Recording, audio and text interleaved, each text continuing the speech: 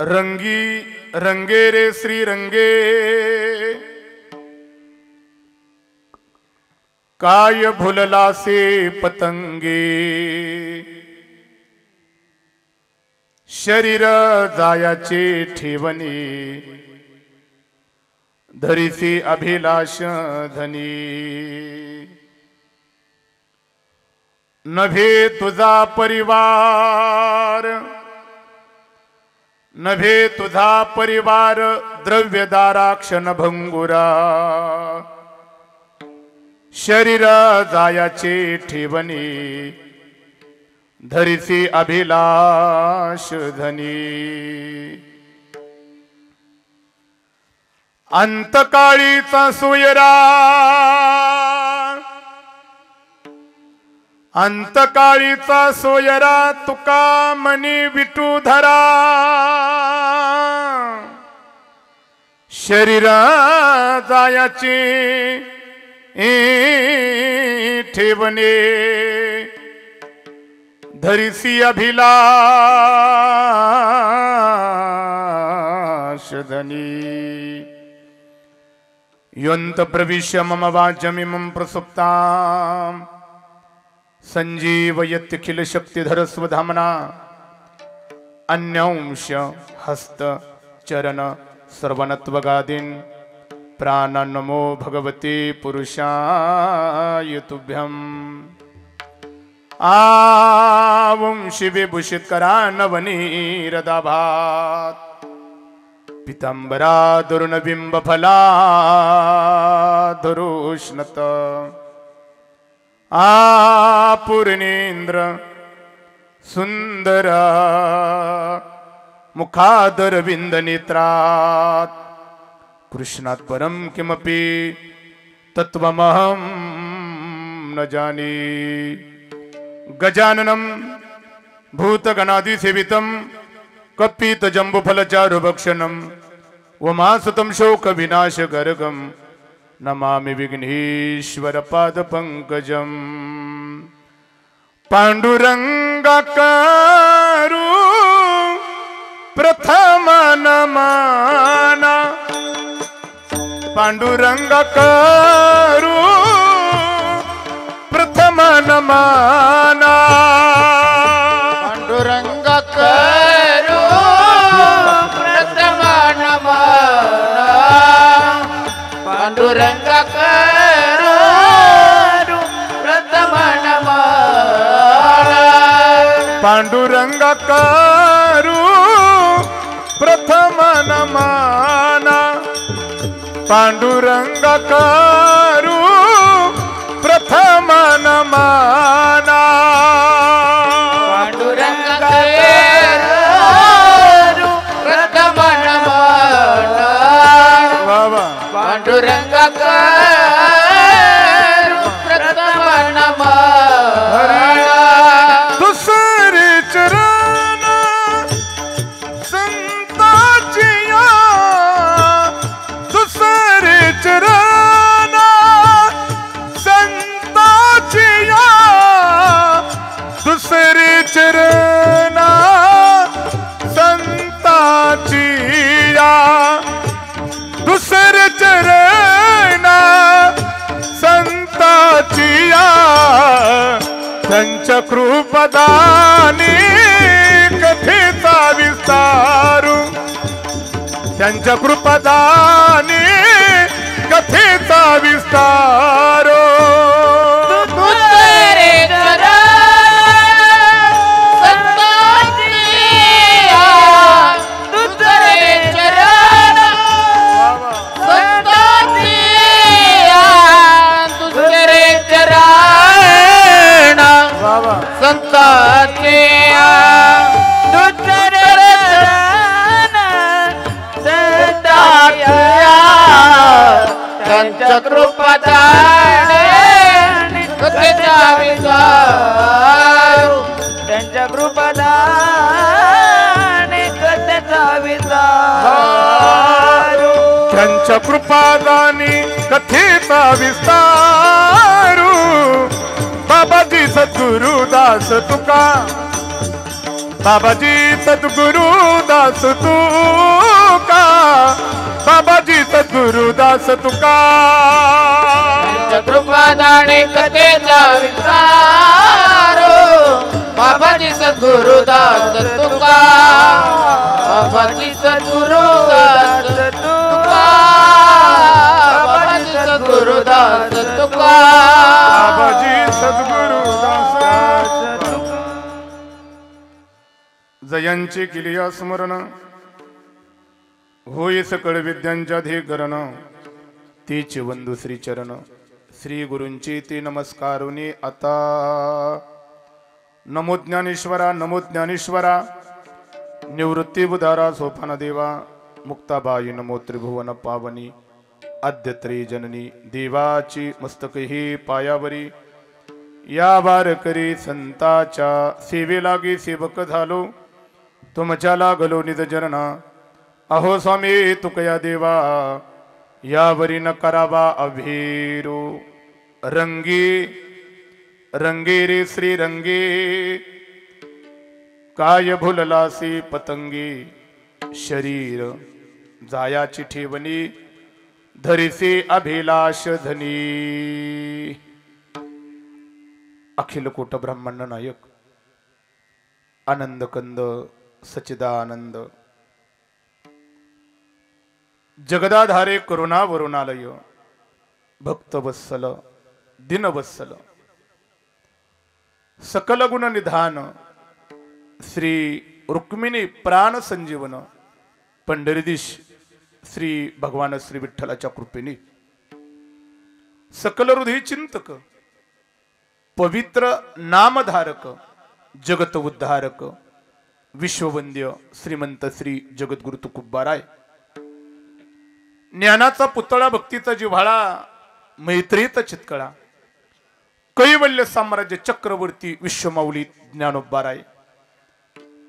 आदिकरून वारकरी संप्रदायातील माझ्या सर्व साधू संतांच्या आणि आराध्य दैवत भगवान श्री विठ्ठलाच्या चरणविंद नतमस्तक होऊन संपूर्ण विश्वाला पवित्र पावन करणाऱ्या हरि कीर्तनरूपी सेवेला प्रारंभ.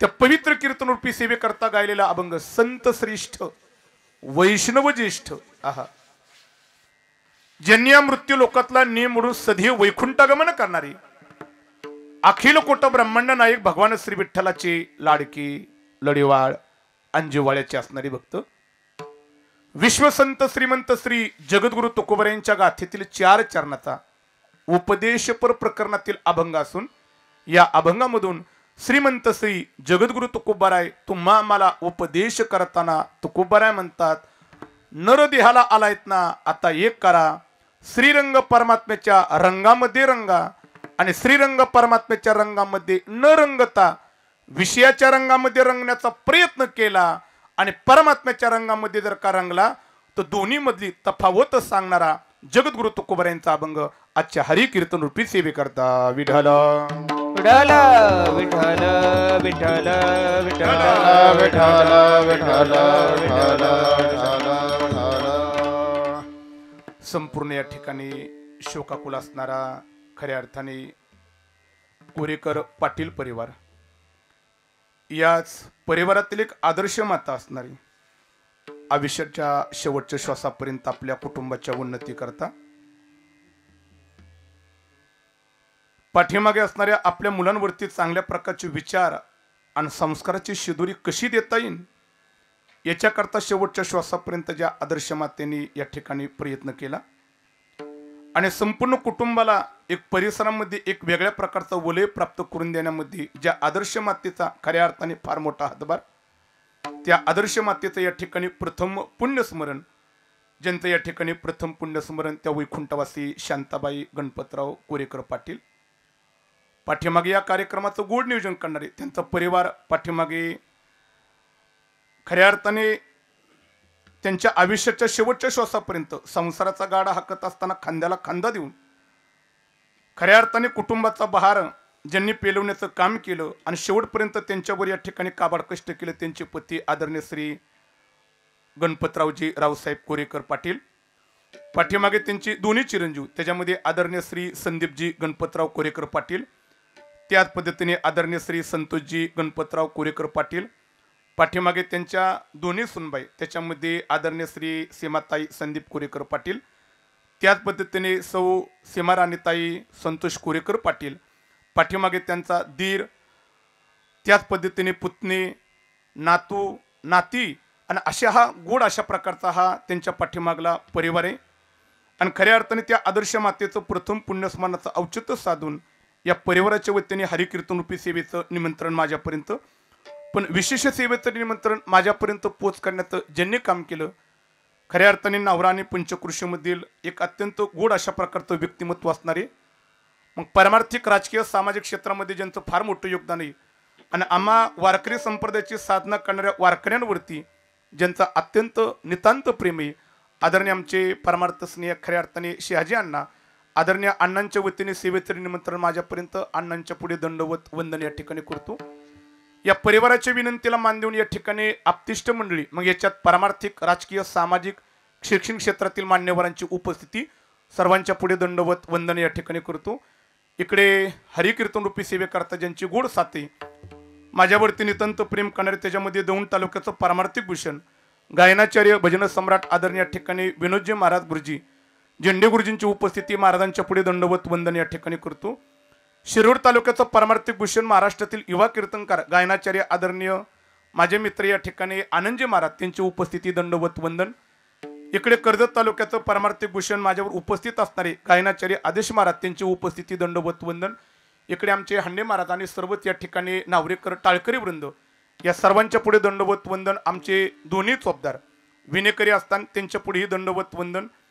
इकडे मृदुंगाची आणि तबल्याची गोड अशा प्रकारचं साथ देण्याकरता पुरंदर तालुक्याचं पारमार्थिक भूषण, एक महाराष्ट्राचं वैभव असणारे, गोड व्यक्तिमत्व असणारे आणि आमच्यावरती नितांत प्रेम करणारे तबलावादक हरिभक्त परायण आदरणीय श्रीखंड ठिकाणी विजयजी महाराज धर्माधिकारी गुरुजींची उपस्थिती, महाराजांच्या पुढे दंडवत वंदन. पुरंदर तालुक्याचं दुसरं पारमार्थिक भूषण, महाराष्ट्राचं वैभव, महाराष्ट्रातील ख्यातनाम मृदुंग सम्राट हरिभक्त परायण आदरणीय राजगुरू महाराज, त्यांची उपस्थिती, त्यांच्या पुढेही दंडवत वंदन.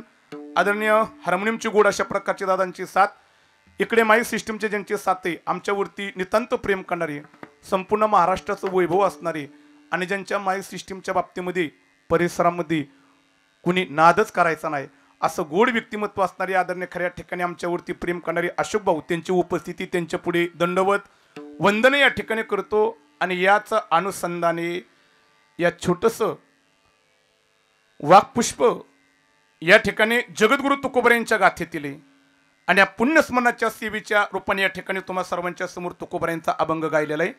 अत्यंत गोड अभंग आहे, पण माझी गाड्याकडे पूर्ण नजर आहे.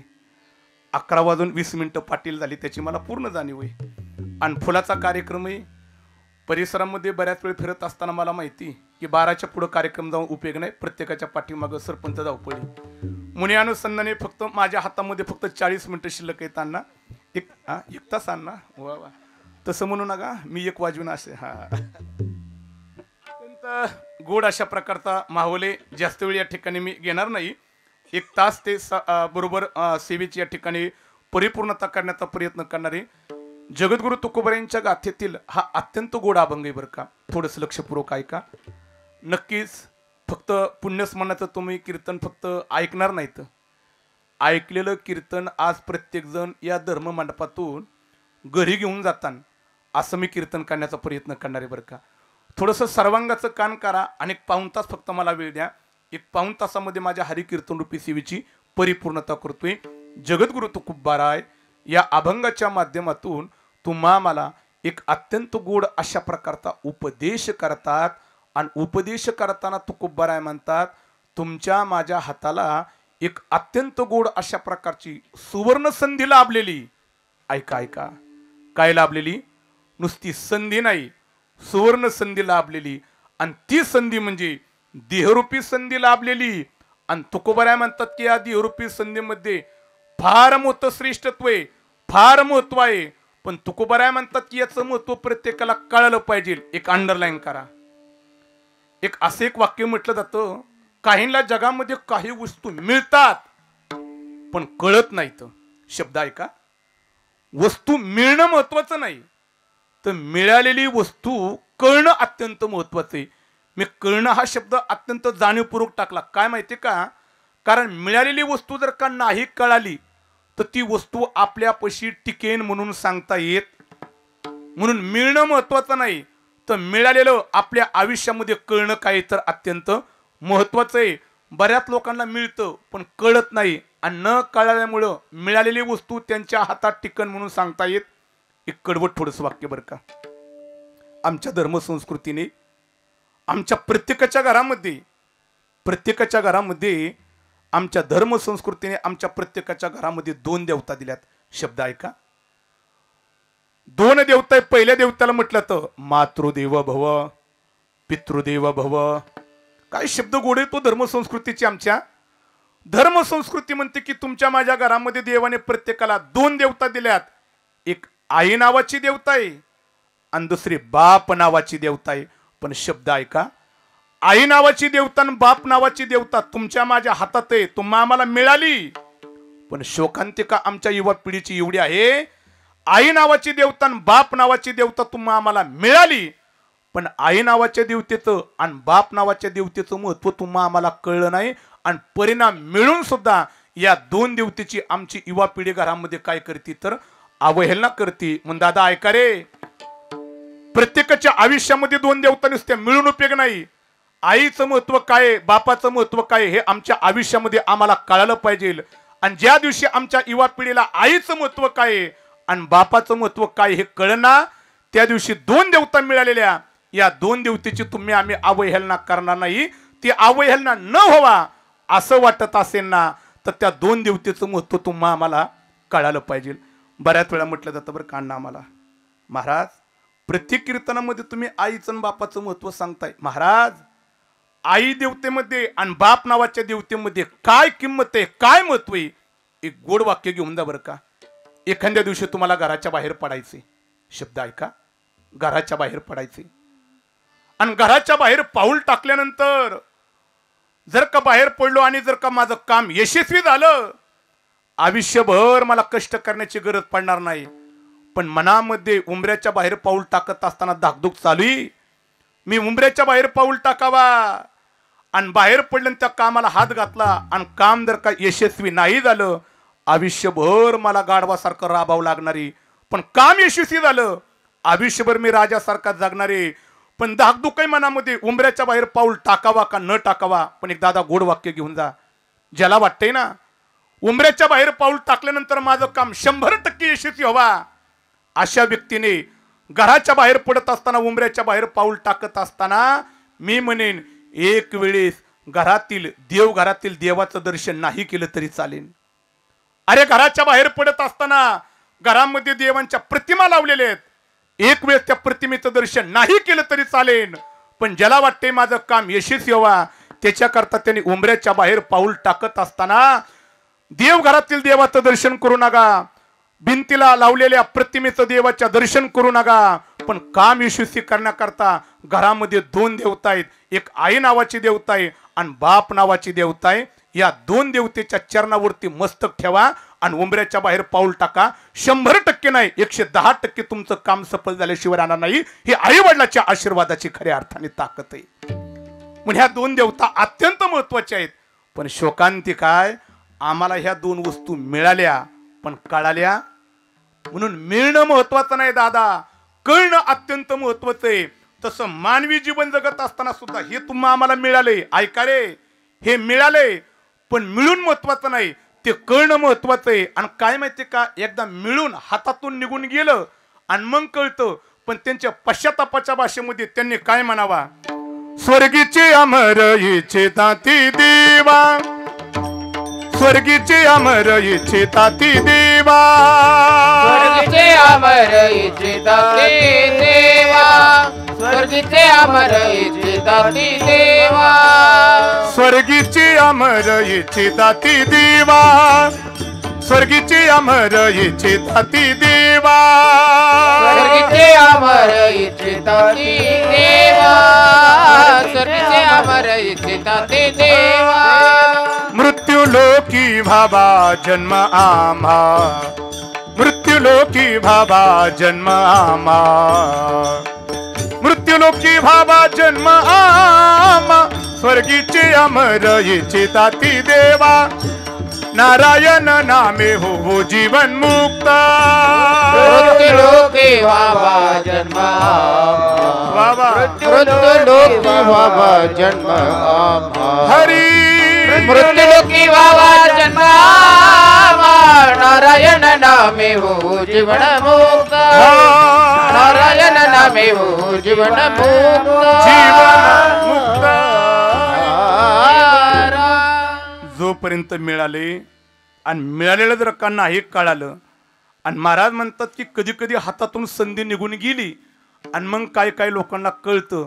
पण आता तुकोबाराय म्हणतात की आता कळलंय ना, जोपर्यंत संधी उपलब्ध होती हातात होतं तोपर्यंत तुम्हाला कळलं नाही. आता संधी हातातून निघून गेली, आता जरी कळलं आता त्याचा उपयोग नाही.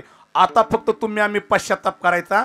देवादिकांच्या बाबतीमध्ये माझ्या तुकोबारायांनी नाव घेतलं. तुकोबाराय म्हणतात ज्यावेळी त्यांना मिळालं कळालं नाही, फक्त आता त्या पदावरती गेल्यात कळाले, आता तुकोबाराय म्हणतात की त्याचा उपयोग नाही. म्हणून दादा ऐकारे, कोणतीही गोष्ट ज्यावेळेस मिळली ना, मिळाल्याबरोबर ती कळणं काही तर अत्यंत महत्वाचं आहे. आज एक फार मोठी शोकांतिका बरं का सरपंच, 30 डिसेंबर आलं बरं का, आता आले 30 डिसेंबर. आता काय फार मोठी शोकांतिका आहे बरं का, आमच्या युवा पिढीची आणि आमच्या हिंदू धर्म संस्कृतीची शोकांतिका आहे बरं का. आज आमच्या युवा पिढीला आमचं नवीन वर्ष कधी हेच कळलं नाही बरं का. काय धर्म संस्कृती, हिंदू धर्म तुमच्या माझ्या हातात आहे, पण धर्म संस्कृतीचे विचार काय आहेत, हिंदुत्व काय आहे, आज आमच्या युवा पिढीला कळण्याकरता तयार नाही. आणि न कळल्यामुळे आज आमची युवा पिढी एवढी भरकटली की आमच्या युवा पिढीला वाटतंय की खऱ्या अर्थाने आमच्या नवीन वर्षाची सुरुवात 30 डिसेंबर झाल्यानंतर ते, आणि आमची युवा पिढी त्याच्यातच वेळ घालवती नवीन वर्षाच्या. हे फार मोठी शोकांतिका आहे. आपलं नवीन वर्ष येते नाही. ऐका रे दादा, ज्याला आपला हिंदू धर्म टिकवायचा आहे, धर्म संस्कृतीचे विचार टिकवायच्यात, आणि ज्याला हिंदू हिंदू म्हणून घ्यायचंय ना, हे दादा ऐका रे, ज्याला हिंदू हिंदू म्हणून घ्यायचंय ना, त्याने 30 डिसेंबरला आपलं नवीन वर्ष मानू नका. तिथून पुढे आपलं नवीन वर्षाची सुरुवात जर का कुठे असेल ना, तर ती सुरुवात आहे ती फक्त गुढी पाडव्याला आहे बरं का. पण पाडव्याच्या दिवशी खऱ्या अर्थाने तुम्ही आम्ही नवीन वर्षाची सुरुवात करायची. आणि आणखी एक वाक्य ऐका, काय धर्म संस्कृती, काय विचार आहेत, काय आपण आपल्या पुढच्या पिढीला शिकवतोय, आपण याचा विचार करत नाही. शब्द ऐका रे, आज आमची काय झालेली सुशिक्षितपणाचा आव घेतलेली माणसं खऱ्या अर्थाने आज आपल्या लहान मुलांना काय करतात, सांताक्रूज करतात. अरे काय शिकवून देतोय आपण ते? अरे जे का आपण धर्म संस्कृतीमध्ये जीवन जगत असताना आपल्या मुलांना जर का नवीन वर्षाला येथे पाश्चात्य धर्म संस्कृतीचं अनुकरण करून आपण जर का आपल्या मुलांना जर का सांताक्रूज करत असताना, तर हिंदू धर्म संस्कृती नक्कीच धोक्यात आहे. म्हणून दादा ऐका, ज्याला हिंदू धर्म टिकवायचा आहे, संस्कृती टिकवायची, विचार टिकवायच्यात, म्हणून आपल्या मुलांना 30 डिसेंबरला सांताक्रूज करू नका, पण गुढीपाडव्याच्या दिवशी आपल्या मुलांना तुम्ही आम्ही खऱ्या अर्थाने रामवेशामध्ये त्याला पहा, नक्कीच आपली धर्म संस्कृती टिकल्याशिवाय राहणार नाही बरं का. म्हणून शोकांतिका आहे, धर्म आमच्या हातामध्ये, पण आम्हाला मात्र धर्माचं महत्व कळालं नाही. म्हणून पुन्हा एकदा त्या वाक्याकडे येऊन जातो मी. वस्तू मिळणं सोपे, वस्तू मिळणं सोपे, पण मिळालेली वस्तू कळणं महत्वाचं आहे. आणि नाही कळाले तर ती वस्तू टिकणार नाही. विठाला विठाला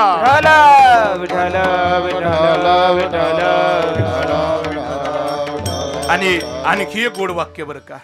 काय त्याच पद्धतीने कधी कधी चांगली माणसं सुद्धा तुमच्या माझ्या जवळ येतात बरं का, जवळ येतात बरं का. पण काय चांगली माणसं नुसती जवळ येऊन उपयोग नाही, ते जवळ आलेली माणसं कळणं फार महत्वाचं आहे बरं का. पण आता काय झालेली, चांगली माणसं कोणती वाईट माणसं कोणची हेच माणसाला कळण्याकरता तयार नाही बरं का. आता बऱ्याच वेळा चांगली म्हणून आपण ज्यांना जवळ घेतो, शब्द ऐका, बऱ्याच वेळा चांगलं म्हणून आपण ज्यांना जवळ घेतो आणि तीच आपल्या पाठीमागे आपल्याशी गद्दारी करतात. म्हणून अगोदर माणसं ओळखणं फार महत्वाचं आहे बरं का. माणसं ओळखणं फार महत्वाचं आहे. बऱ्याच वेळा माणसंच आपल्याला ओळखू येत नाहीत आणि बऱ्याच वेळा चांगली माणसं जवळ असतात, पण ते चांगली माणसं आपल्याला न कळल्यामुळे आपल्याला त्यांचं महत्व कळत नाही. आणि कधी कधी आपल्याशी गद्दारी करणारी माणसं आपल्याला कळत नाहीत, आपण त्यांना जवळ करतो आणि न कळल्यामुळे आयुष्यभर पश्चातापाची वेळ येते. म्हणून आयुष्यामध्ये चांगली माणसं मिळाल्यानंतर ती माणसं कळणं काय तर अत्यंत महत्वाचं आहे. मग कुणालाही जवळ करू नका, शक्यतो चांगल्या माणसांना जवळ करा. ज्यांनी ज्यांनी चांगल्या माणसांना जवळ केलं ना, ती माणसं आपल्या आयुष्यामध्ये यशस्वी झाली आणि ज्याला यशस्वी व्हायचंय ना त्याकरता माणसं कळणं हे अत्यंत काही तर महत्त्वाचं आहे. बऱ्याच वेळा माणसं कळत नाहीत हा, नाही माणसं कळत आणि न कळल्यामुळे आपलीच माणसं आपल्या जवळ उभं राहतात, आपल्याशी गद्दारी करतात, आपल्याशी विश्वासघात करतात आणि आयुष्यभर आपल्याला दुःख भोगावं लागतं. म्हणून अगोदर विश्वासघात करणारी आपल्याशी गद्दारी करणारी माणसं नुसती जवळ करू नका, अगोदर ती कशी आहेत ते कळून घेतलं पाहिजे. म्हणून चांगली माणसं जवळ ठेवा, चांगली माणसं. बरीच लोक म्हणतात चांगली माणसं नेमकं म्हणायचं तरी कशाला, गोड वाक्य बोलू का?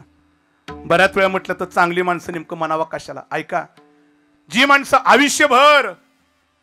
आयुष्यभर स्वार्थी जीवन जगतात, फक्त आपल्या कुटुंबाकरता आणि स्वतः करता जीवन जगतात ना, या माणसाला चांगली माणसं म्हणायची नाही. तर अरे चांगली माणसं कुणाला म्हणावा?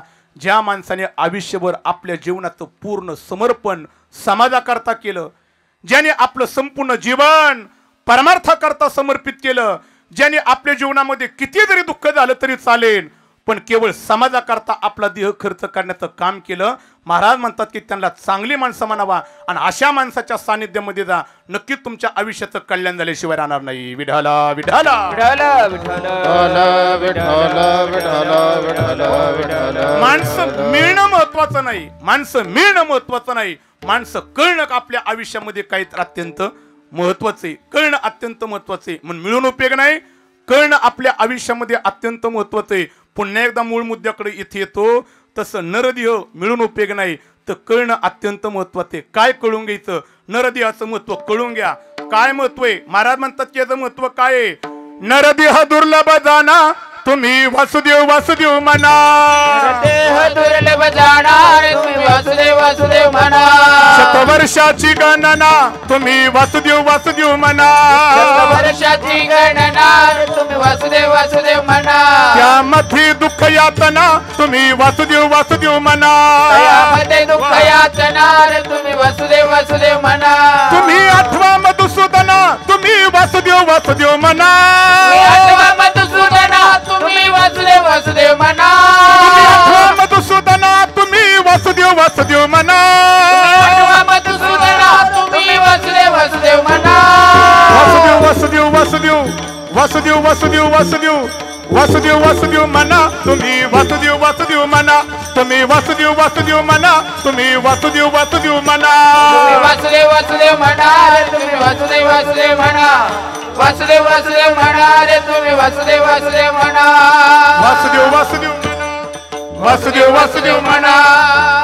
वासुदेव म्हणा. याचं महत्व कळालं पाहिजे. महाराज म्हणतात की नुसतं नरदेह मिळून उपयोग नाही, कळालं पाहिजे. काय कळून घ्यायचंय? महाराज म्हणतात की याचं महत्व काय जाणून घ्या. महाराज म्हणतात की हे जास्त काळ तुमच्या हातामध्ये टिकणार, हातात जास्त काळ टिकणार. किती वर्ष दिलं हो आमच्या साधू संतांनी याच्या करता? हे असं म्हटलं जातं 100 फक्त. थोडस कडवड बोलू का? ह्या 100च्या भरवशावरती थांबूच नका. आता 100 फक्त तुमच्या माझ्या हातात आहे म्हणण्याकरता. आता माणसं 100 वर्ष जगत नाहीत. माणसाला आता आयुष्याची मर्यादा विचार केली तर बळच 50-60 पर्यंत राहिलेले बरं का. काय शोकांती काय 50-60 वर्ष जर का तुमच्या माझ्या हातामध्ये, एक जरा बारकाने विचार करा ना. त्या 50-60 तुमच्या माझ्या हातामध्ये, पण 50-60 मधलं तरी तुमच्या माझ्या हातात आहे का सगळं? महाराज म्हणतात की त्यातलं निम्म झोपीत गेलं, खाली किती राहिलं? हा, फक्त 30च राहिलं ना. 30 तरी कुठं तुमच्या हातामध्ये? हा, 30 सुद्धा तुमच्या माझ्या हातामध्ये नाही. त्यातलं काही बालपणात गेलं, काही तारुण्यात गेलं आणि काही आलेल्या काळामध्ये वृद्धपणामध्ये गेलं. आता किती राहिलं? अहो त्यातूनही गेलं ना निम्म हातातून आपल्या. त्यातलंही सगळं आपल्या हातामध्ये नाही. त्यातलं काही दारिद्र्यपणामध्ये, काही दुःखपणामध्ये. आता याच्यापेक्षा कडवड बोलू का? त्यातलंही गेलं हाताला, त्याच्यातून सुद्धा आपलं सगळं हातात नाही. निम्म आपलं जाते ते कशामध्ये? या गोष्टीमध्ये. आपल्या हातामध्ये जास्त नाही रे दादा, पार फक्त थोडस आयुष्य. आणि हे थोडस आयुष्य माझ्या हातामध्ये आलेले हे आपल्याला कळालं पाहिजे. पण बऱ्याच लोकांना हे मिळाले, पण हे कळालेलं, हे कळलं पाहिजे. याचं आणखी एक महत्व सांगतो. आणखी एक महत्व काय माहितीये का? हे किती महत्वाचं आहे, ऐका ऐका, किती महत्वाचं. हे मिळाले ना, हे मिळाले. याच्यामध्ये 3 सोहळे आहेत. किती सोहळे? किती सोहळे? पहिला सोहळा आहे जन्माचा सोहळा. एक शेवटचा सोहळा आहे, त्याला मृत्यूचा सोहळा म्हटला जातो. आणि याच्या मध्ये एक सोहळा आहे, त्याला कोणता म्हटला जातो? पाठीमाग जरा माझ्या हाताकडे बघा. कोणता सोहळा आहे हो? हा कोणता कोणता सोहळा आहे आता तो? लग्न सोहळा. हे ऐका रे, पहिला सोहळा जन्म सोहळा, शेवटचा सोहळा मृत्यूचा सोहळा आणि मध्ये एक सोहळा आहे तो लग्नाचा सोहळा आहे. पण ऐका, यातले फक्त 2 सोहळे आपल्याला डोळ्याने पाहता येतात. तिसरा सोहळा आजपर्यंत कुणाला डोळ्याने पाहता आला? ऐका ऐका, पहिला सोहळा डोळ्याने पाहता येतो जन्माचा, दुसरा सोहळा डोळ्याने पाहता येतो लग्नाचा, पण तिसरा एक अत्यंत महत्वाचा सोहळा आहे, त्याला म्हणावा मृत्यूचा सोहळा. हा मृत्यूचा सोहळा कुणालाही पाहता येत नाही. म्हणून या नरदेहाचं महत्व जाणून घ्या. ज्यांनी देहाचा योग्य उपयोग करून घेतला त्यांनी मृत्यूचा सोहळा आपल्या डोळ्याने पाहिला. कुणी पाहिला?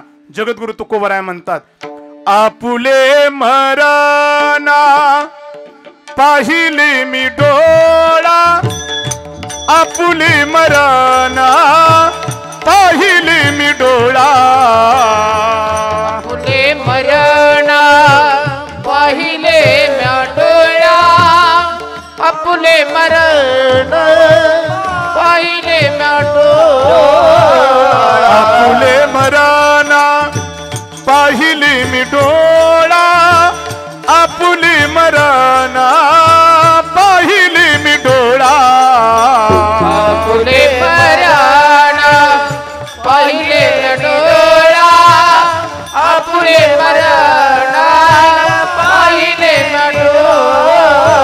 तो झाला सुख सोहळा अनुपम्या, तो झाला सुख सोहळा अनुपम्या, आपुले मराना पाहिले मी डोळा, आपुले मराना पाहिले मी डोळा, आपुले मराना पाहिले मी डोळा, आपुले मराना पाहिले मी डोळा.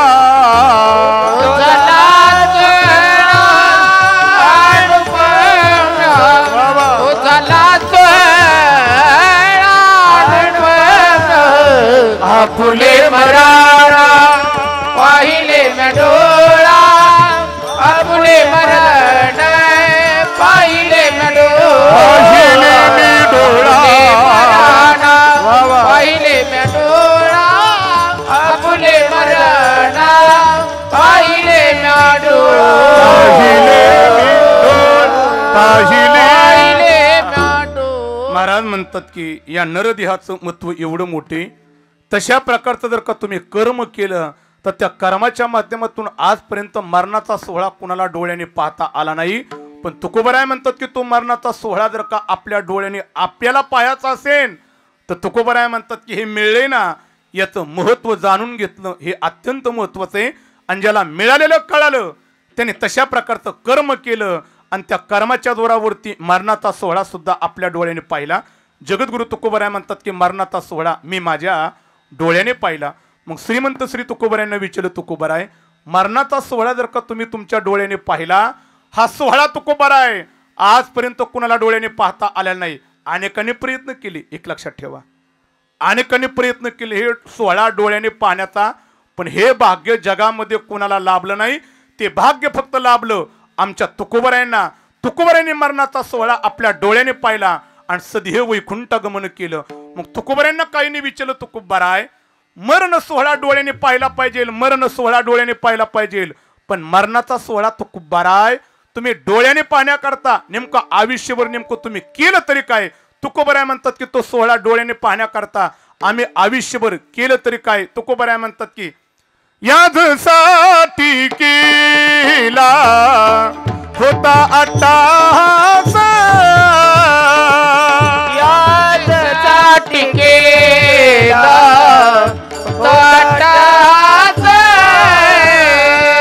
यासाठी केला होता अट्टाहास,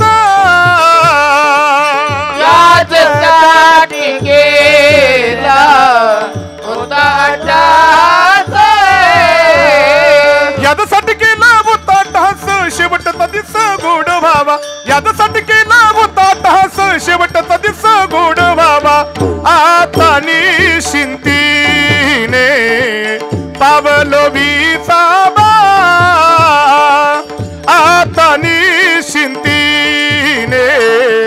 पावलो विसावा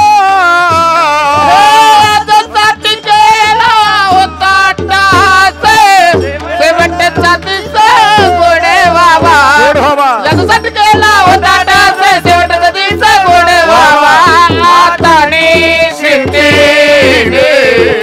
पावलो विसावा आताने शिंदे पावलो विसावा जगद्गुरु तुकोबाराय म्हणतात तो मरणाचा सोहळा आम्ही आमच्या डोळ्याने पाहण्याकरता तुकोबाराय म्हणतात की नेमकं आम्ही केलं तरी काय की ज्याच्या माध्यमातून सोहळा नुसता डोळ्याने पाहिला नाही तर तुकोबाराय म्हणतात की आमचा शेवट काय झाला गोड झाला. मग मला एक उत्तर द्या, माणूस आयुष्यभर जगला किती हे महत्वाचं नाही बरं का, जगला किती हे महत्वाचं नाही, माणसाचा शेवट कसा झाला हे फार महत्वाचं आहे. एक आणखी थोडं जरा सोप्या भाषेमध्ये बोलू का. एखाद्याने शेती करत असताना किती एकर ऊस केलाय हे महत्वाचं नाही, तर शेवटी ऊस किती घालवला हे महत्वाचं आहे का शेती केल्यात महत्वाचं आहे. शेती किती एकर ऊस केला हे महत्वाचं नाही, त्याच्यामध्ये शेवटी ऊस किती घालवला हे महत्वाचं आहे. तसं वाक्य घेऊन जा, आयुष्यभर माणूस जगला किती, काय 70 वर्ष जगलाय, 90 100 125 वर्ष जगलाय, याला नाही किंमत. त्या माणसाचा शेवट कसा झाला हे फार महत्वाचं आहे बरं का. बरेच वेळा लोक आम्हाला म्हणतात की महाराज आमचं म्हातारा 125 वर्ष जगलं, आणि काय देवा लावला, जगलाय किती याला महत्व नाही रे. शब्द ऐका बरं का, जगलाय किती याला महत्व नाही, त्याचा शेवट कसा झाला हे महत्वाचं आहे. आणि ज्याला वाटते की आमचा शेवट गोड व्हावा त्याच्याकरता त्यांनी मिळालेलं मधलं आयुष्य चांगल्या प्रकारचं जगणं फार महत्वाचं आहे बरं का. आणि हे चांगलं कुठं जगता येतं माहिती का, फक्त 25 ते 50 ह्या मध्ये जगता येतं.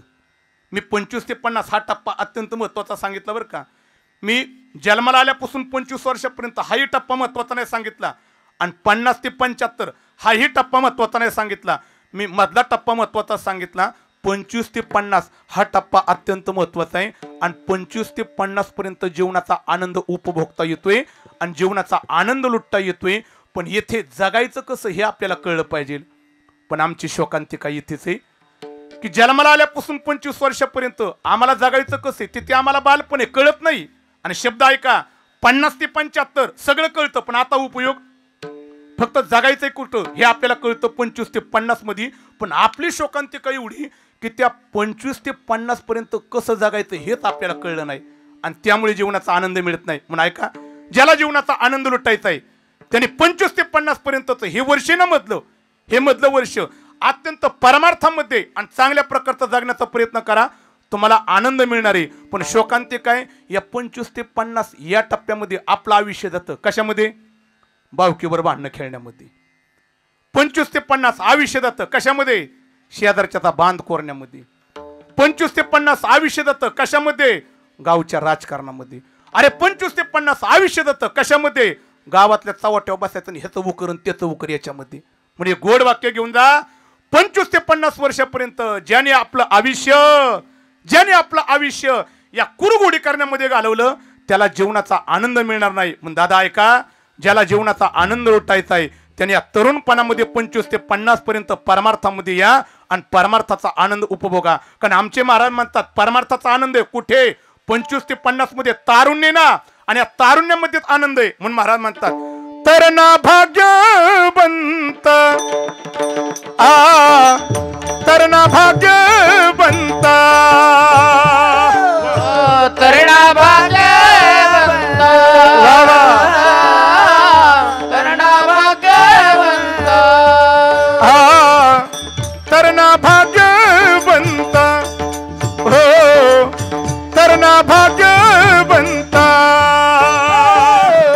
तरणा भाग्यवंत वा वा भाग्यवंत तरणा भाग्यवंत. नटे हरि कीर्तनात नटे हरि कीर्तनात नटे हरि कीर्तनात नटे हरि कीर्तनात नटे हरि कीर्तनात नटे हरि कीर्तनात तरणा भाग्यवंत तरणा भाग्यवंत वंत. हरि कीर्तनात नटे हरि कीर्तनात नटे हरि कीर्तनात नटे हरि कीर्तनात नटे हरी कीर्तनात नटे हरी कीर्तनात तरणा भाग्यवंत हो तरणा भाग्यवंत इथेच फक्त परमार्थाचा आनंद लुटता येतोय म्हणून 25 ते 50 वयापर्यंत ज्याला जगायचं कळालं त्याने परमार्थातून जीवनाचा आनंद उपभोगला आणि महाराज म्हणतात की हे जगण्याचं ज्याला कळालं त्याचा शेवट तुकोबराय म्हणतात की खऱ्या अर्थाने काय झाला गोड झाला आणि त्याने तुकोबराय म्हणतात की मरण आपल्या डोळ्याने पाहिलं. पण ऐका बरं का येथे जगत असताना ना कुठेतरी थोडंसं समाजाकरता आणि एक चांगलं खऱ्या अर्थाने पॉझिटिव्ह विचार घेऊन जगण्याचा प्रयत्न करा. बऱ्याच वेळा माणसं जगत असताना आपल्या आयुष्यामध्ये निगेटिव्ह विचार फार करतात आणि ज्यांनी निगेटिव्ह विचार केले आयुष्यभर तो जगू शकत नाही बरं का. आपल्या विचारावरती फार महत्त्वाचे म्हणून असं एक गोड वाक्य बोलले कोणीतरी त्यांनी असं म्हटलेले आपले जे पॉझिटिव्ह विचार आहेत आपले जे चांगले विचार आहेत हे चांगले विचार सर्वांना पटतील असं नाही बरं का. सर्वांना पटत नाही म्हणून आपले विचार कधी सोडून द्यायचे नाहीत तरी आपले विचार ठेवायचे का माहिती का. कारण आपले विचार इतरांना नाही पटले तर कमीत कमी आपले विचार त्या लोकांना विचार करायला मात्र नक्की लावतील म्हणून आपले चांगले विचार आयुष्यभर कधी सोडायचे. बरेच लोक एखाद्या क्षेत्रामध्ये वागत असताना पॉझिटिव्ह विचार घेऊन येतात पण त्यांचे विचार समाजाला पटतील असं सांगता येत नाही आणि न पटल्यामुळे आपले विचार ती चांगली माणसं काय करतात बाजूला ठेवतात. म्हणून आपले चांगले विचार समाजामध्ये फिरत असताना कधी बाजूला ठेवू नका. ती विचार ठेवण्याचा प्रयत्न करा. भले ते विचार त्यांना पटणार नाहीत पण आयुष्याच्या वाटेवरती त्यांना विचार करायला मात्र नक्की लावतील. म्हणून हे जीवन जगण्याचा प्रयत्न करा. असं ज्याने जीवन जगण्याचा प्रयत्न केला आपल्या विचाराच्या माध्यमातून तो क्रांती घडवणारी म्हणून समाजाकरता कुठेतरी जीवन जगा. तुकोबराय म्हणतात की आम्ही आयुष्यभर समाजाकरता जीवन जगण्याचा प्रयत्न केला आणि समाजाकरता जीवन समर्पित केलं. आणि आणखी एक वाक्य आता ऐका. समाजाकरता माणसं जीवन जगली ना ती माणसं देव होणार नाहीत. महाराज एवढं समाजाकरता जीवन जगायचं मग आम्ही जर का देव होणार नाही मग समाजाकरता जगायचं तरी कशा करता. ऐका समाजाकरता जी माणसं जीवन जगली ती माणसं देव होणार नाहीत. पण वाक्य पुन्हा एकदा ऐका. समाजाकरता जीवन जगली ती माणसं देव होणार नाहीत पण ज्यांनी समाजाकरता आपलं जीवन समर्पित केलं ते देव होणार नाहीत पण देव माणूस म्हणून जगल्याशिवाय राहणार नाहीत. याला कारण आहे फक्त समाजाकरता जीवन जगा. मग तुकोबराय म्हणतात आम्ही जीवन जगलो समाजाकरता. इथे आम्ही आमच्या स्वतःचा कधी विचार केला नाही आणि तुकोबरायांनी विचार केलाच नाही. महाराज म्हणतात ना अरे शेवटचा दिवस गोड पाहणं एवढं सोपं नाही. फार खडतर प्रवास होता तो पाहण्याकरता अट्टहास केला. पण काय अट्टहास केला. जगद्गुरु तुकोबराय म्हणतात की संसाराच्या नाभी घालून या शून्य वाढता हा पुण्य धर्म केला वाढता हा पुण्य धर्म केला. वाढता पुण्य धर्म केला वाढता पुण्य धर्म केला.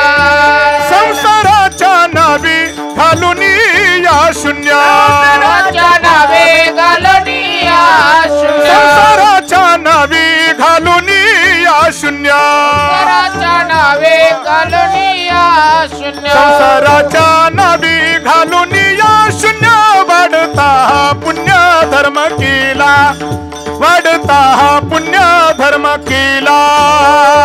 राजा नावे घालून या शून्य वाढता पुण्य धर्म केला वाढता पुण्य धर्म केला धर्म केला.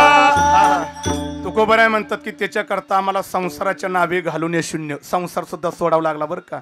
आणि कधी कधी सामाजिक कार्य करत असताना संसाराकडे पाहून जमत नाही. तुकोबराय म्हणतात की आम्ही परमार्थाची साधना करत असताना आम्ही संसाराला थोडंसं बाजूला केलं आणि बाजूला करत असताना तुकोबराय म्हणतात की संसार सोडला नाही पण संसाराला कुठंतरी बाजूला केले. त्यावेळेस तुकोबराय म्हणतात की संसारातून सुद्धा आम्हाला कधी कधी प्रतिकार व्हायचा. पण महाराजांच्या जीवनामध्ये कधी कधी बोललं जायचं बरं का. तुकोबरायांच्या बाबतीमध्ये असंही बोललं जायचं कधी कधी की तुकोबराय परमार्थाची साधना करत असताना महाराजांची धर्मपत्नी जिजाबाई कधी कधी जगद्गुरु तुकोबरायांना बोलायची पण महाराजांनी आपल्या पत्नीचा कधी विचार केला नाही काय बोलती काय नाही ती. कारण महाराजांना माहिती सामाजिक कार्य करत असताना बाहेर पडत असताना संसार बाजूला करत असताना संसारातले काही शब्द आपल्याला ऐकून घ्यावं लागतात. पण एक ऐका बरं का जरी जिजाबाई आमच्या तुकोबरायांना बोलायची पण जिजाबाई सारखी वारकरी संप्रदायामध्ये कुणीच भाग्यवान नाही बरं का. म्हणून एक स्त्रियांच्या बाबतीमध्ये एक वाक्य बोललं जातं बरं का एवढं वाक्य पटलं तर माझ्या कीर्तनातून घेऊन जा बरं का.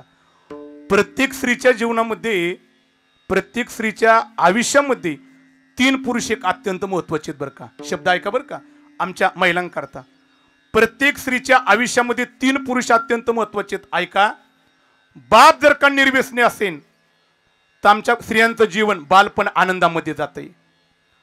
अरे नवरा जर का निर्व्यसनी असेल तारुण्य आनंदामध्ये जाते. आणि मुलगा जर का निर्व्यसनी असेल ना तर म्हातारपण आनंदामध्ये जाते. म्हणून स्त्रियांच्या जीवनामध्ये 3 पुरुष निर्व्यसनी असणं अत्यंत महत्वाचं आहे. आणि हे ज्याला कळालं, आहा, जिजाबाई त्या बाबतीमध्ये म्हणतात की आम्ही फार भाग्यवान आहे का, आमचं बालपण आनंदात आहे. तुकोबरायांसारखे पती आनंदात आहे आणि जिजाबाईंचा पुढचा काळ सुद्धा फार आनंदामध्ये गेला. पण मला तुकोबरायांच्या येथे जीवनाकडे तुम्हाला घेऊन जायचे की तुकोबरायांच्या जीवनामध्ये कधी कधी संसारातून, कधी कधी महाराजांना बाहेरून सुद्धा प्रतिकार व्हायचा. आणि बाहेरून प्रतिकार झाल्याशिवाय परमार्थ सफल होतच नाही. बऱ्याच वेळा म्हणतात महाराज आमचं चांगलं चाललंय, ज्या अर्थी तुम्हाला प्रतिकार होत नाही ना तुमचा परमार्थ योग्य दिशेने चाललाच नाही बरं का. मी तर नेहमी म्हणेन परमार्थ करत असताना प्रतिकार झालाच पाहिजे, परमार्थ करत असताना निंदा झालीच पाहिजे. आणि लोक आपली निंदा करायला लागली आणि परमार्थात आपला विरोध करायला लागली की डोळं झाकून आपण प्रत्येकाने वळखायचं आमचं परमार्थातलं पाऊल हे योग्य दिशेने, योग्य दिशेने. आणि काय माहिती का, प्रतिकार करणारी माणसं आणि निंदा करणारी माणसं भेटली पाहिजे. का निंदा करणारी माणसं भेटली की आपल्याला आपल्या आयुष्यामध्ये कधी कधी चूक कळती आणि आपल्या जीवनाची दिशा आपण कधी कधी योग्य दिशेने नेण्याचा प्रयत्न करतो. आणि प्रतिकार करणारी माणसं भेटली की माणसाच्या अंतकरणातील जिद्द पिटून उठते आणि त्याच्या ईर्षेपोटी आता मात्र तो जिद्दीने पाऊल टाकतो. प्रत्येक क्षेत्रामध्ये जीवन जगत असताना प्रतिस्पर्धी भेटला पाहिजे आणि निंदा करणारा भेटला पाहिजे. तुकोबाराय म्हणतात परमार्थ करत असताना मंबाजी गोसावी सारखा प्रतिस्पर्धी, म्हणून परमार्थ आमचा सुरळीत चालला. आणि परमार्थ करत असताना लोकांनी आमची निंदा केली म्हणून आमचा परमार्थ सफलतेच्या दिशेने पडला. म्हणून प्रत्येक क्षेत्रामध्ये वावरत असताना प्रतिस्पर्धी भेटला पाहिजे, निंदा करणारा भेटला पाहिजे. तुकोबराय म्हणतात किती भेटले आणि आम्ही आमच्या परमार्थातला प्रवास योग्य दिशेने केला. हा परमार्थामध्ये तुकोबराय म्हणतात की एका दृष्टिकोनातून काय होता, आमचा अट्टहास होता.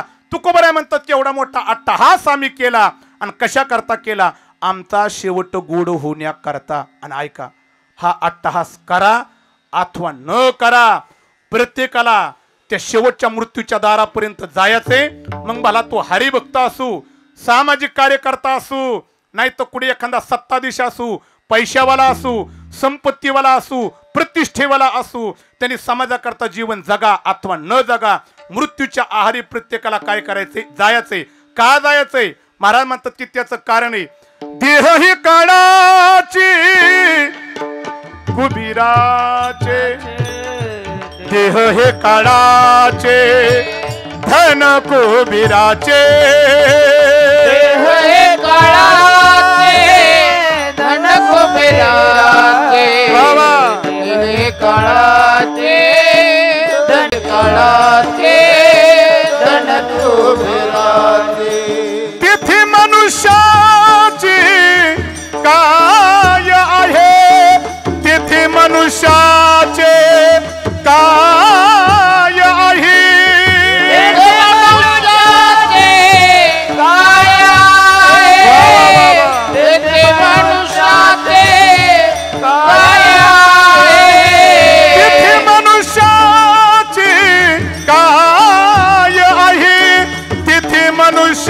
देह हे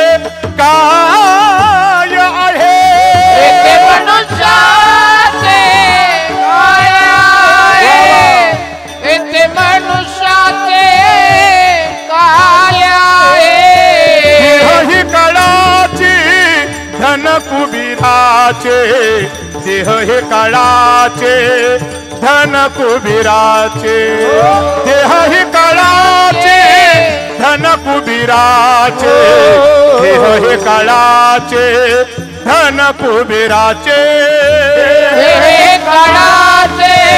धन कुबीराचे, देह हे काळाचे धन कुबीराचे, देह काळाचे काळाचे धन कुबीराचे.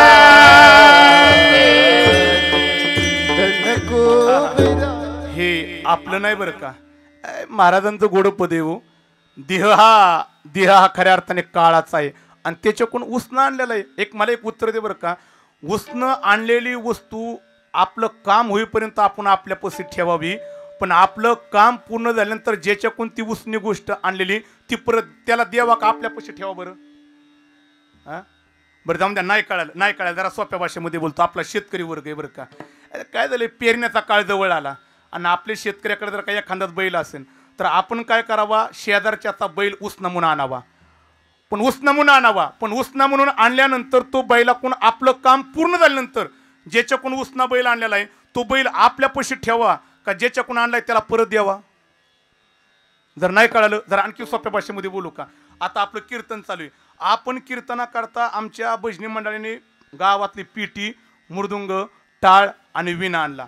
हे कसं असले भजनी मंडळाकडून कसं आणलेले, कसलं आणलेले, उसनं आणलेले. मग आपलं कीर्तन होईपर्यंत पिटी, टाळ, मृदुंग, विणा आपल्यापाशी ठेवावा. एकदा आपलं कीर्तन झाल्यानंतर ही टाळ, मृदुंग, पिटी, विणा आपल्यापाशी ठेवा का परत भजनी मंडळाला द्यावा. हा का ते आपल्यालाच ठेवा. अरे आपल्यापाशी ठेवले आपल्याला येड्यात काढताना ए दादा तसं ऐका रे, हा देह आहे ना, हा देह आहे ना काळाकडून उसना आणलेला आहे आणि आपल्याकडं काही मर्यादा पुरतात दिलाय. आणि ऐका, ज्यावेळेस दिला का नाही, ज्यावेळेस दिला त्यावेळेस कपाळावरती लिहून ठेवलं, त्यावेळेसच कपाळावरती त्या सटवीने लिहून ठेवलं, एवढ्या काळापुरता तुला हा देह आम्ही उसना दिलेला आहे. आणि एक वाक्य घेऊन जा, इथे आल्यानंतर जास्त विचार करायचा नाही, तिथून निघतानाच लिहून ठेवलेले एवढ्या दिवसाकरता तुला मिळालाय, एवढ्या दिवसापुरता तुझ्या देहाचा उपयोग करायचा. आणि एकदा का तू आमच्याकडून उसनं घेतलेले ती कधी सोडायची ती जागा सुद्धा प्रत्येकाची निश्चित केली दादा. म्हणून उसनं आणलेले काळाचं उसनं आहे म्हणून ही पुन्हा काळाच्या परत तावडीमध्ये देणं हे आपलं काही तर काम आहे. पण काय लोक उसनं आणलेलं द्यायला तयार नाही. हा उसनं आणलं द्यायला. आणि एक लक्षात ठेवा, आणि मग ते म्हणतात ना, एक बरीच लोक म्हणतात महाराज तुम्ही कसं काय म्हणला उसनं आणलेलं देण्याकरता तयार नाही. उसनं आणले काय देतच नाही तू. असं एक म्हटलं जातं बरं का. काय माणसं 80-90च्या घरात येतात त्या हातरुणामध्ये पडून राहतात पण मरतच नाहीत. हे तुम्हाला कारण कळलं का. उसनं आणले पण द्यायला तयार. अरे उसनं आणले तू किती खिदमत जरी पडला तरी एक दिवशी तुला ते काळाच्या तावडीमध्ये परत तुला द्यावा लागणारे. आणि हे ज्याला कळालं ना त्यांनी उसनं आणलेलं तात्पुरतं ते सांभाळलं आणि काम झालं की परत काळाच्या तावडीत. हे थोडंसं मला एक शब्द हा बोलण्याकरता थोडासा अण्णा जड जातोय बरं का. मला बोलण्याकरता मला शब्द थोडासा जड जातोय. बऱ्याच वेळा लोक म्हणतात की महाराज मंदिरातला देव तुम्ही पाहिलाय का. बऱ्याच वेळा म्हटलं जातं मंदिरातला देव तुम्ही पाहिलाय का. आम्ही म्हणेन की मंदिरातला देव आम्ही नाही पाहिला. काही लोक म्हणतात की माणसामध्ये देव आहे, माणसातला देव पाहिला का.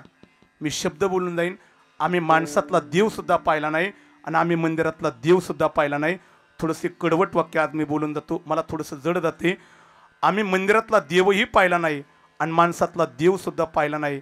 पण आम्ही छातीला हात लावून सांगेन आम्ही एक माणसातला देव पाहिला आणि माणसातला देव आज आमच्यापासून हरपलेला आहे. आज आमच्यापासून तो दूर गेलेला आहे. माणसातला देव आम्ही आमच्या डोळ्याने पाहिला. माणसातला देव आम्ही त्याच्या संगतीमध्ये राहिलो आणि आम्हाला त्या देवाची पाठीवरती कौतुकाची थाप पडली. पण आज तो माणसातला देव आम्ही डोळ्याने पाहिला. आज तो देव आमच्यामध्ये नाही. ते गुरुवर्य वैकुंठवासी खऱ्या अर्थाने सुरेश महाराज साठेत आमच्यातला देव हरपलेला आहे. विठाला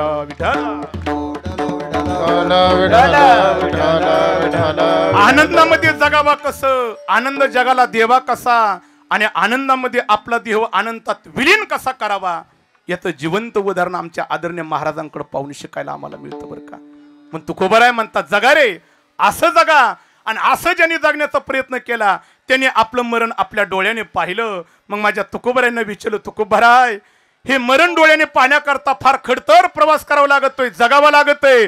पण महाराज हा खडतर प्रवास करत असताना समाजाकरता जगत असताना महाराज नेमकं आम्ही परमार्थात आल्यानंतर ह्या 25 ते 50 वयांपर्यंत आम्ही करायचं तरी काय, कसं जगायचं, परमार्थात काय करायचं. तुकोबाराय म्हणले एकच करा, येथे आलाय ना आता काही करू नका, तुमचं जीवन रंगण्याचा प्रयत्न करा. पण तुकोबाराय म्हणतात की ते जीवन कुठेही रंगू नका, रंगा पण कोणाच्या रंगामध्ये रंगा. याचं वर्णन आमच्या तुकोबारायांनी केलं अभंगाच्या पहिल्याच्या. रे श्रीरंगे श्रीरंगी रंगी रंगे हा रे श्रीरंगे श्रीरंगे रंगे रे श्रीरंगे रंगी रंगे रंगे रे श्रीरंगे रंगी रंगे रे श्रीरंगे रंगी रंगे रंगे रे श्रीरंगे हा रंगी रंगे रे श्रीरंगे रंगे रंगे रे श्रीरंगे श्रीरंगे काय भुलला वा वा. ती पतंगे काय काय भुलला काय भुलला ती पतंगे पतंगे शरीर दायाचे देव शरीरा शरीर दायाचे देवाने काय भुलला ती पतंग वा वा वा वा काय भुलला शरीर दायाचे ठेवाने शरीर दायाचे ठेवाने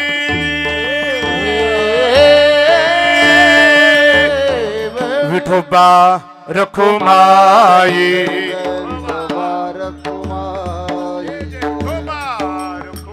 हरी विठोबा रखुमाये विठोबा रखुमाये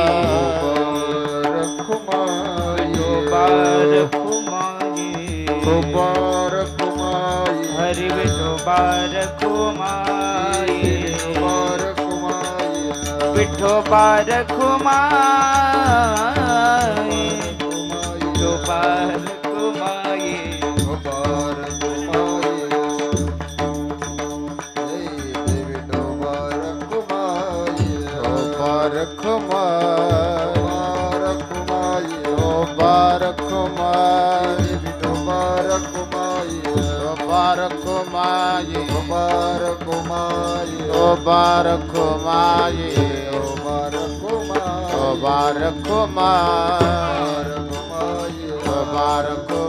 पुंडली कवरदा श्री ज्ञानदेव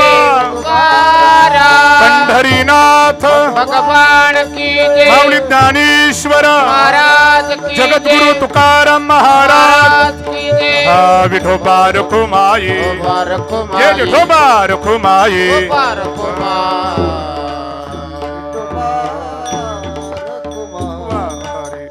रंगे रंगे रे श्री रंगे काय भोलला से पतंगी अभंगाला स्पर्श केला 12:05 झाली याची जाणीव आहे. बरोबर 12:15 या ठिकाणी माझ्या हरिकीर्तन रूपी सेवेची परिपूर्णता कारण मध्यान्ह काळ 12:15 असतो 12:15 या ठिकाणी फुलाचा कार्यक्रम या विठ्ठल विठ्ठल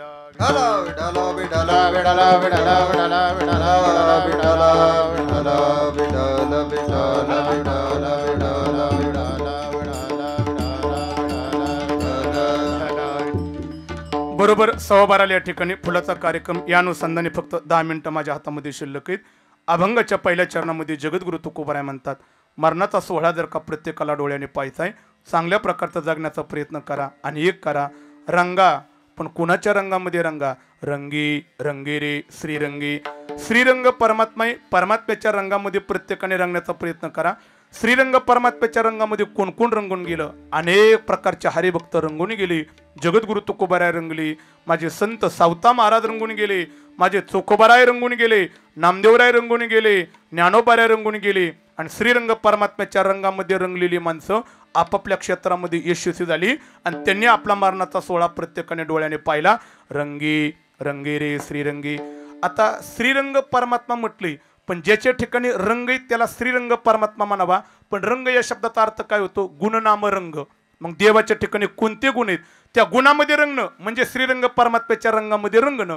पण देवाच्या ठिकाणी गुण कोणते आमच्या नामदेवरायांना विचारलं नामदेवराय म्हणतात अनंत म्हणती माझी या स्वामी ते अनंत गुणतया ते मनोनिया.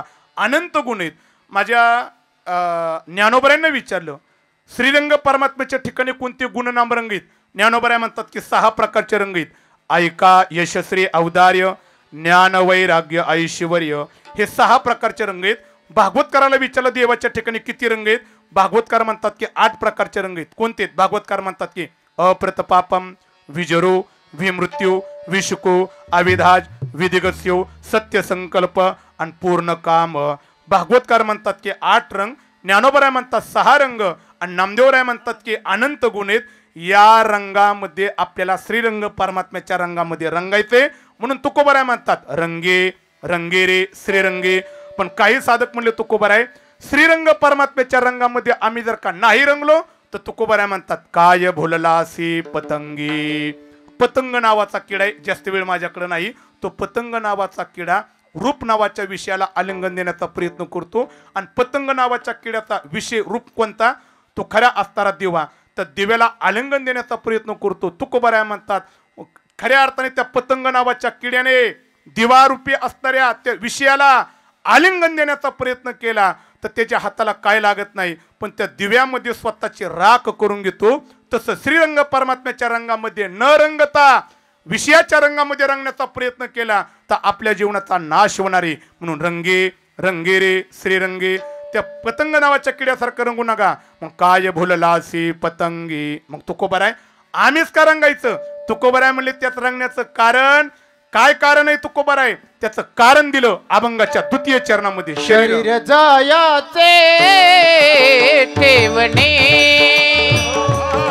शरीर जायाचे ठेवणे, शरीर जायाचे ठेवणे ठेवणे, ठेवणे, शरीर जायाचे ठेवणे, शरीर जायाचे ठेवणे ठेवणे, शरीर जायाचे ठेवणे, ठेवणे,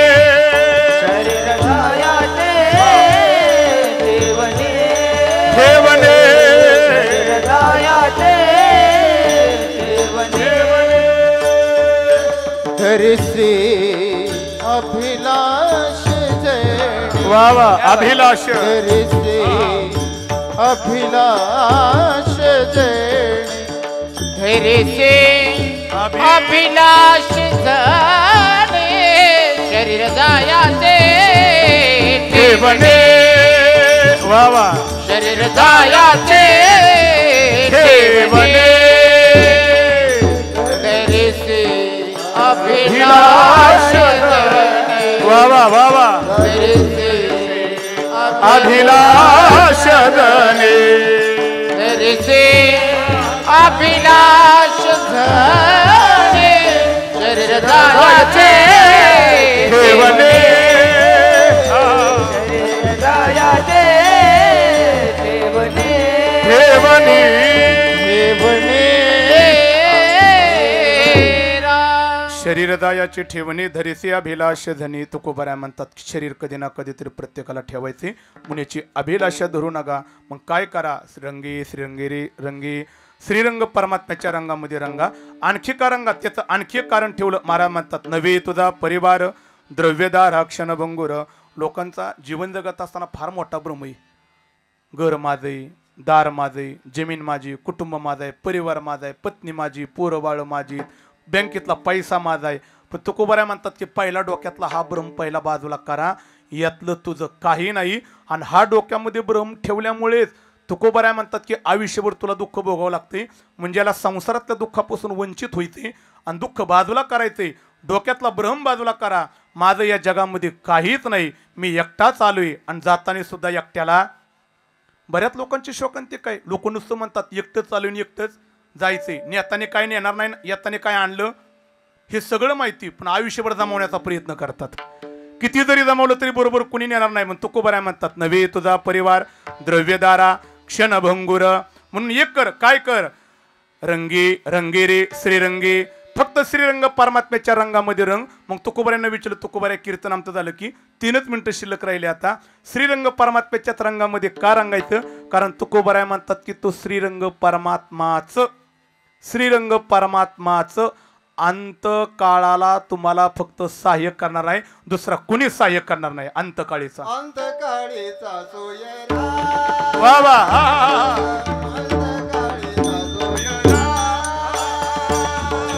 अंतकाळीचा सोयरा अंतकाळीचा सोयरा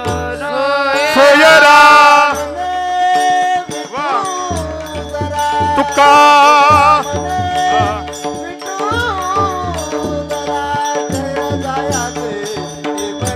शरीरा ठेवणे तुका म्हणे विठुधरा तुका म्हणे विठुधरा शरीर जायाचे ठेवणे शरीर जायाचे ठेवणे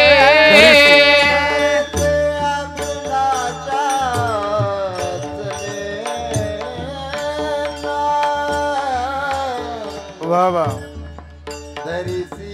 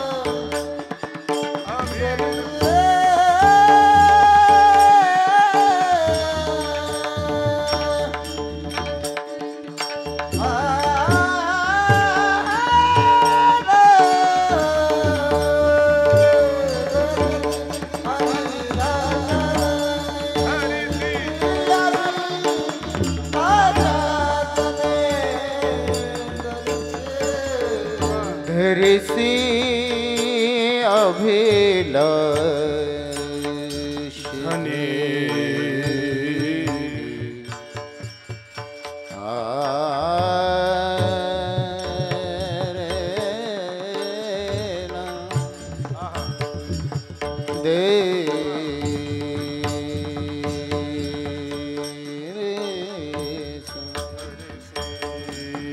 धरिसी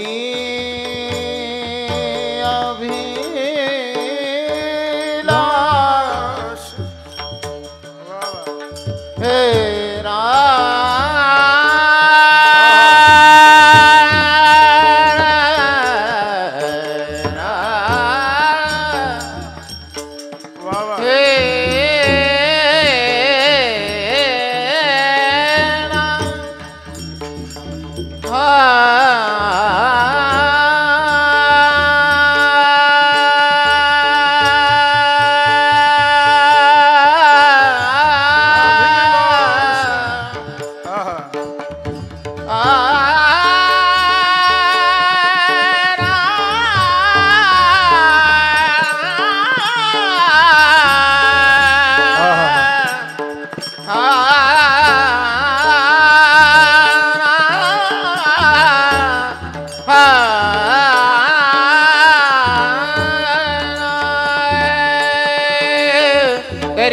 अभिलाष जने धरिसी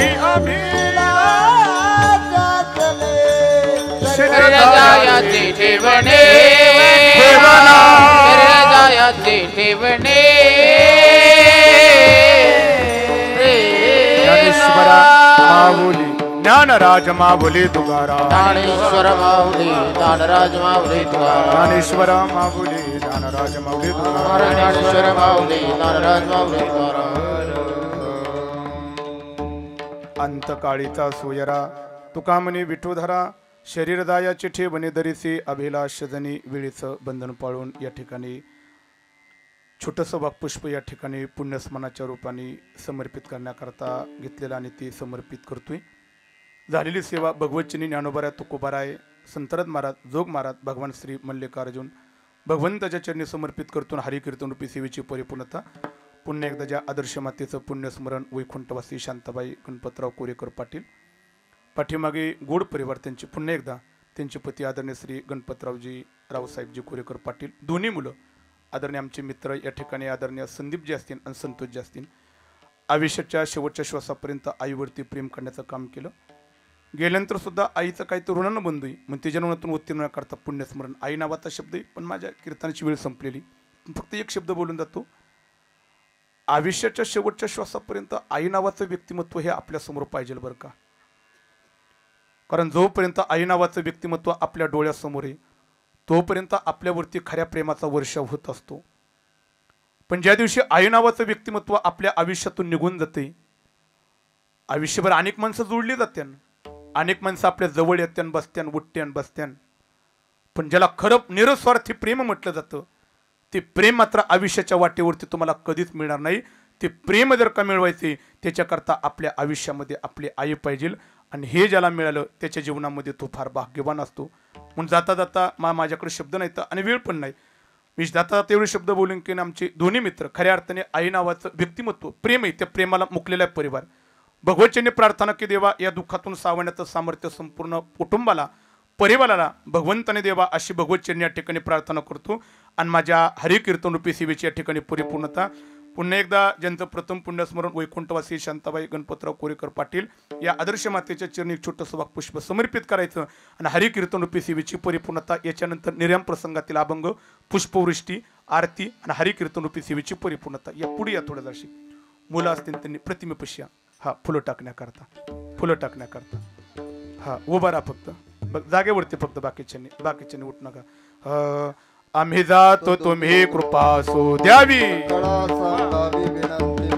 वाढ वेळ झाला उभा पांडुरंग अंतकाळ विठू आम्हासी पावला वाढ वेळ झाला उभा पांडुरंग वाढ वेळ झाला उभा पांडुरंग